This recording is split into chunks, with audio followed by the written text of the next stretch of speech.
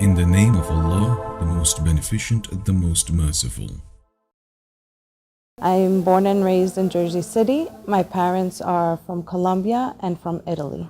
From being with my friends, spending time more with them, once I began on my own journey, really, because I really didn't ask anyone exactly about their religion. It was just something teenagers at that age, we really didn't discuss about religion. So I myself started searching on the internet about Islam. That's when I came into the site WhyIslam, which was one of my websites that I found. And they sent me a lot of information, books, the Quran, prayer rug, hijab. And once I got this information, I started reading on my own. I also had ordered brochures about Islam. And once I continued to read more and more every day, it just would interest me and bring me more and more to continue to read and learn about it. I continued to go on the website here and there, and what I did see was a way to go into a mosque. They have you set up with someone in order to go to visit the mosque. So I did that, and they had emailed me and connected me with another sister. Actually, she had converted 4 months earlier prior to my decision into converting. So I think that's what made me feel more comfortable and pushed me to really convert was after meeting this sister.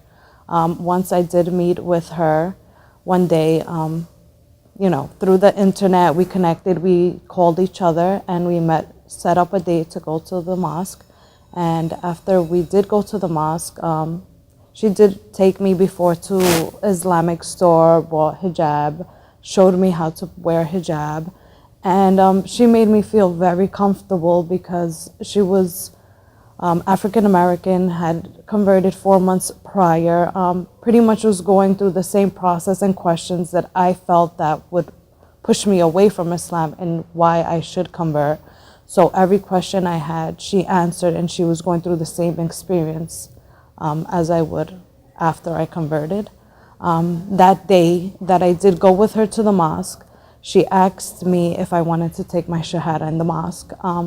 I had said La ilaha illallah, Muhammad Rasulullah already at home, but she told me, if you'd like, you can say it, with people around and everyone in the mosque. And she said, one thing that made me and felt that it was comfortable and I knew this was for me was she asked me a question, and the question was, if you die tomorrow, would you like to die as a Muslim and as a believer? And that's what made me think and brought me to say my shahada in the mosque that day. And the welcoming of everyone, all the ladies being so welcoming, comforting, crying, congratulating me. It felt like I was with a family that I was searching for, and alhamdulillah, after that day was my journey into Islam and learning more and getting closer to Allah. Everything changed. I believe, it's a process. It's a daily process. At first I started reading, I was very, very into Islam, reading books, learning, going to classes, trying to find, more friends, that Muslim women that I can be around and teach me. And I guess very little my attire of how I would dress, how I would act with others. To me, it was a way of life. So everything I did, I took it, step by step, especially with my parents because they're non-Muslim. I started wearing hijab about maybe 4 months into, but little by little. So I started praying. My mom would see me, my dad would see me. Just the way I would act around them and my dedication and my effort to show them that this was not something that I was just gonna drift away from or something that I was trying to do to fit in with my friends was a struggle and a challenge that, until now, after so many years, I can say, alhamdulillah, it's changed so much, but it's still sometimes a struggle at times with them.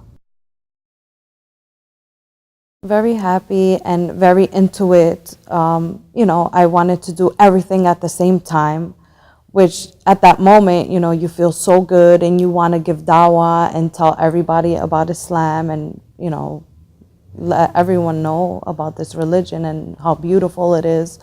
But slowly I realized around people, Muslim, non-Muslim, they would act differently towards me, I guess. They would, I don't know if it was too much for them at the same time and knowing me already for so many years.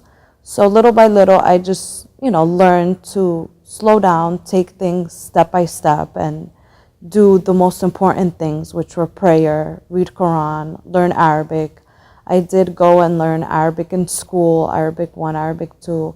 I went to the Quran classes in the mosque. Your imam is high, then low, then up and down. And I just had to learn on how to work on that and how to gradually keep myself stable as much as possible in my imam, because it's a struggle in this world, I believe, every day. I can say in the beginning, it was a struggle at first. In Jersey City, most of my friends and most of the peers that I did have that were Muslim, that I went to classes with, most of them are from Arab descent. So I pretty much felt a little bit out of place at times. Although they would never make me feel out of place, they would always make me feel like part of the family.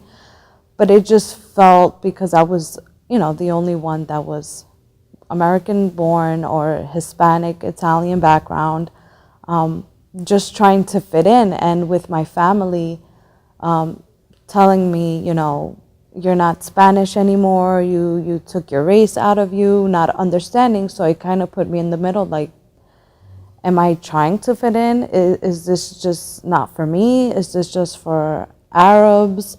But once, alhamdulillah, like now compared to then, I've met so many people that are Muslims, that are Pakistani, Indian, Spanish, white, African American, that alhamdulillah makes me feel comfortable and I know that I've made the right choice. So at first it was a struggle, but Allah has made it easier and easier throughout the years for me, I believe. I began to pray and I learned how to pray and know my daily prayers and Quran and surahs through WhyIslam, because they did provide me with a video, how to pray, and a booklet, which was also describing me every step on how to pray and what I should read in the Quran. So reading this book, I would use it in front of me every day while I'm praying and memorizing the surahs in the Quran. And the video as well helped a lot, because it's visual and it helped me exactly on what positions that I should go down and pray upon. Alhamdulillah, I think if it wasn't because of WhyIslam and the website and the information that was provided for me free of charge, and that to me was just like, wow, all this information and books that these people are giving away for free, subhanallah. I just was so grateful. And the connection that they had with keeping up with me through emails, even after I converted, to see how I was doing, how, if there was anything else that I needed, the free brochures, everything. I mean, alhamdulillah, it's very good. And I'm glad that we have a network that reaches out to non-Muslims this way, because it really helps. Because like meeting with Sister Candace, which was the sister I had went with to the mosque, it was, for her to live in my area and just to connect with someone that was going through the same thing made me feel more at ease and comfortable. If I think I would have went by myself to a mosque, not knowing anyone. So that comfortness and ease that it has brought me, I appreciate it so much. And I believe that it's very good for non-Muslims and everyone, just in form of dawah. It's very good and I appreciate it so much. I did also order some Spanish Qurans and brochures for my mother to see. So it did help as well for my mother to learn and know what it was that I was getting into, because for her it felt like, what is she getting into? I don't know what she's believing now. So to provide her with the information, I did order a lot of books, brochures, Quran in Spanish for her because I felt that it would make her feel more comfortable. Although in the beginning you want to reach out to everyone that is non-Muslim, and of course your family and your friends, just never to give up, no matter what. The power of dawah and just the knowledge of you learning, and always remember that hijab and your way of dress is not just the outside look, it's what's inside that's most important. So your actions in front of people, everything, how we talk, whether it's a good thing or bad thing. As myself, as a Muslim wearing a hijab, I try to my best to do as good as I can, because I notice that not everyone, when they see anything that I do, they don't relate it to just me as a person, but as a Muslim in a whole. And I would like to portray my religion as good as possible, because that could be the spark in the heart that can get that person into wonder, wow, that person is very nice or was very courteous to me, and I see she wears head cover, she's Muslim, maybe I should read about Islam and not think so negatively about what the media discusses about Muslims. So that little one good deed that you do can affect someone, or that negative can affect someone as well. So we would have to try as a whole community, as a ummah, to do our best in front of Muslims and non-Muslims, to do our best, because it affects who we are and as a religion as a whole. And with the negativeness now in our community, it can affect that one person to change, and inshallah, with God's will, that He will bring Islam into their life.